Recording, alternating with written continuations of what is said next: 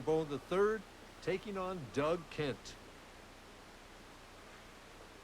And Parker-Bohn is really a magnificent stylist. Just take a look at the way he takes his approach and puts his body in a great position to unleash through the ball, to project it down the lane and maximize the opportunity for striking. He's won 13 titles, been a member of the PBA for 13 years, and currently 34 years of age, 5'11", 160 pounds. But that ball looks like it weighs 20 pounds as he throws it in there. Great opening shot on lane 21, and you can see the power of that ball going from left to right.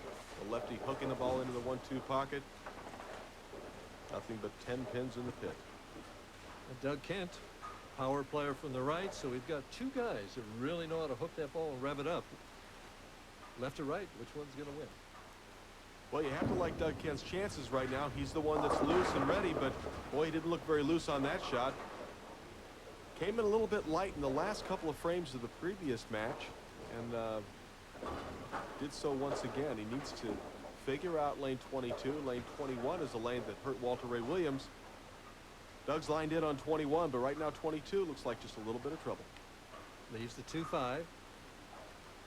He usually just goes hard and straight at these spares. Changes balls. You shoot it from the left side of the lane like that? In the last couple of years, I have started shooting it from further to the left-hand side. Just with the way the bowling balls are now, especially if you don't switch balls, it's so easy to chop the 2-pin off the 5 because the back end's hooked so much. So there's another tip for our viewers at home, you know, those 2-4-5, 2-5 spares, move to the left and go straight at that 2-pin. Frame number 2. Perfect. Doug Kent. Showing that he has lane 21 very much in command. We take a look at the power of Doug Kent. Do you like those pre-bent knees as he goes up there like that? I do. I like the way he gets himself into a low position and stays there throughout the shot. So I think it's a very good tip for the people watching. And if you wanted to copy somebody, take a look at Parker-Bohn. Perfect balance. Ooh. Got that light strike. Rattles him off of there. Quick double, takes a quick 10-pin lead. As we can see once again, Parker-Bohn using a lot of lane there, just barely gets up to the pocket, shakes him over. The only 4-time PBA Sportsman of the Year, 90 through 94, and you know, the first few times I bowled against Parker, it kind of bothered me. And I'd throw a shot and throw a strike, and he'd be giving me 5, congratulating me. And I'm thinking, well, aren't we supposed to be opponents? He's a good guy. Trying for 3 in a row. Great shot, very aggressive. He knows how much this tournament means. It's a very prestigious event. $50,000 for the champion. Get a little different look at Parker.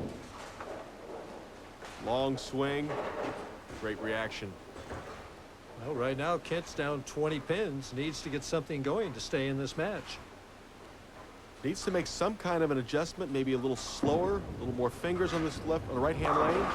Well, whatever he did, it was perfect. It looked like he did just have that loose arm swing that you're talking about and rev it up a little bit more. He's got great speed control. I've seen him throw the ball very, very slow, and then at other times throw it with a lot of speed. So he really has a lot of different ways to attack the lane. Cuts that lead in half. Strike here, and he'll even the match.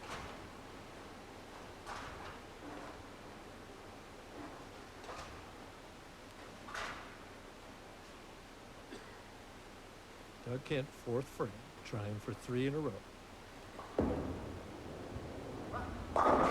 And he trips the 4 into what the a break. 9. What a break.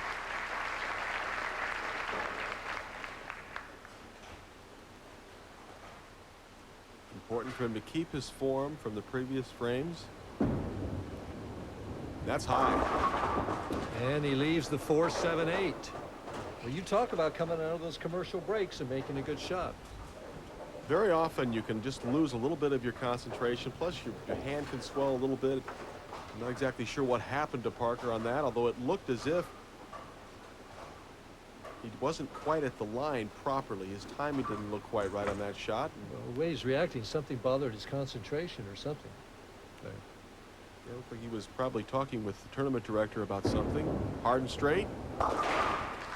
Every pin with the ball, no problem with the 4-7-8, but he falls 3 pins behind in this match. Well, important for Parker to put that behind him. Set himself for a good shot here in the 5th frame. Very important match. Trying to become only the 3rd person to win the Japan Cup twice. Emilio Monticelli and Pete Weber, the other 2 who have already done that. Pretty good company right there. Very good. And snaps on him, leaves the 2-4-7. So 2-7 counts in a row, Marshall. And that shot, it almost like he was kind of running that ball out, but it really was never there as we take a look at his shot. It looks good from the side view, but look at that ball hook. That 2-4-7. In a sense, he got a good break. He hit the nose twice and got no splits. Still has a chance to make the spare. It's a moderately difficult spare, although should be converted and is. But Doug Kent now sits on the bench and goes in front by 6 pins. Yeah, he was very fortunate. You know, if you're sitting there, you're thinking that your opposition has a good chance to strike. He's done nothing but strike early in the match. But Parker gets 7-count spare, 7-count spare. Doug Kent up by 6 with a chance to go up by 16. On that right lane that had given him a little bit of difficulty, coming in light. We'll see what he does here. Ooh, the solid 9. Great shot. Great shot and a very, very big break for Parker-Bohn. That's the power of the new reactive resin bowling balls, Mike. Going right through the pins. Well, you see that quite frequently nowadays. I know Pete Weber switched to a 15-pound ball to combat just that problem. And he still leaves them, but not to the frequency that he used to. In fact, you see all the guys leaving the solid 9s now on the right-hand side of the lane, solid 8s on the left. Even the guys that don't hook the ball very much. Has the spare, but he keeps this match within 5 pins. So we're halfway through the championship match. Doug Kent 5 pins in head. We can see the scoreboard. It tells us the story there. Both players working on spares. I got a feeling this one's going to be tight right down to the final frame. It certainly looks like it has that possibility as Parker's asking a question about something. We're just a little too far away to hear, but talking over with the tournament director.